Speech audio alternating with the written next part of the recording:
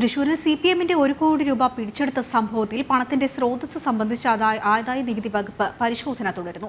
Bank of India ശാഖയിൽ നിക്ഷേപിക്കാൻ കൊണ്ടുവന്ന തുകയാണ് ഇന്നലെ ആദായ നികുതി വകുപ്പ് പിടിച്ചെടുത്തത്. വിവരങ്ങൾ നൽകാൻ മനോജ് ചേരുന്നുണ്ട്. മനോജ്, ഈ വാർത്ത കൂടുതൽ വിവരങ്ങൾ കൂടി.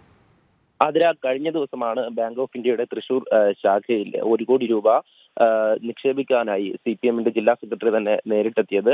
ഈ തെരഞ്ഞെടുപ്പ് പ്രഖ്യാപിച്ചതിന് ശേഷമായിരുന്നു ഈ അക്കൗണ്ടിൽ നിന്നും 1 കോടി രൂപ പിൻവലിച്ചിരുന്നത്. പിന്നാലെയാണ് ഈ ആദായ നികുതി വകുപ്പിന്റെ പരിശോധനയൊക്കെ ഉണ്ടായി.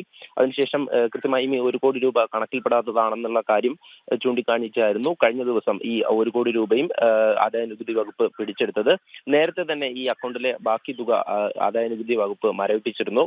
കരുവന്നൂർ കേസുമായി ബന്ധപ്പെട്ട് തന്നെ ഈ രഹസ്യ അക്കൗണ്ടുകൾ വഴി പണം എങ്ങോട്ടൊക്കെ പോയിട്ടുണ്ട് എന്നുള്ളതിനെ പറ്റിയിട്ടുള്ള പരിശോധന തുടരുകയാണ്. EDയും അതുപോലെ തന്നെ ആദായ നികുതി വകുപ്പും മറ്റ് അക്കൗണ്ടുകളും പരിശോധിച്ചു വരവെയാണ് ഇത്തരത്തിൽ നിയമസാധുത മുന്നിൽ കണ്ടുകൊണ്ട് ഈ 1 കോടി രൂപ തിരിച്ചടയ്ക്കുവാൻ വേണ്ടി CPM നീക്കം നടത്തിയത്. കഴിഞ്ഞ ദിവസം മണിക്കൂറുകളോളം CPM ജില്ലാ സെക്രട്ടറി MM വർഗീസും അതോടൊപ്പം തന്നെ മറ്റ് നേതാക്കളും ഈ ബാങ്ക് ഉദ്യോഗസ്ഥരും അതോടൊപ്പം തന്നെ ആദായ നികുതി വകുപ്പ് ഉദ്യോഗസ്ഥരുമായി ചർച്ച നടത്തിയിരുന്നു.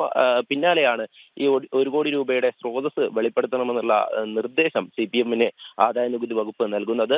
എന്നാൽ അത് കൃത്യമായും രേഖകൾ കാണിക്കുവാൻ വേണ്ടി CPM-ന് സാധിച്ചിട്ടില്ല. അതുകൊണ്ടാണ് ആദായ നികുതി വകുപ്പ് 1 കോടി രൂപ ഈ ബാങ്കിൽ തന്നെ സൂക്ഷിക്കുവാൻ വേണ്ടി പറഞ്ഞത്. 1 കോടി രൂപ പിടിച്ചെടുക്കുകയും ചെയ്തു.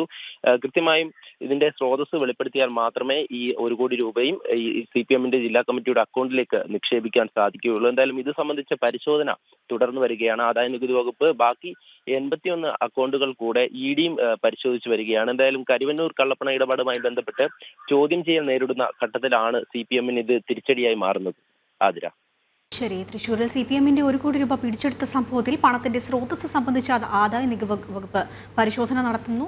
ബാങ്ക് ഓഫ് ഇന്ത്യ ശാഖയിൽ നിക്ഷേപിക്കാൻ കൊണ്ടുവന്ന തുകയാണ് ഇന്നലെ ആദായ നികുതി വകുപ്പ് പിടിച്ചെടുത്തത്. വിവരങ്ങൾ നൽകുകയായിരുന്നു തൃശൂരിൽ നിന്നും മനോജ്.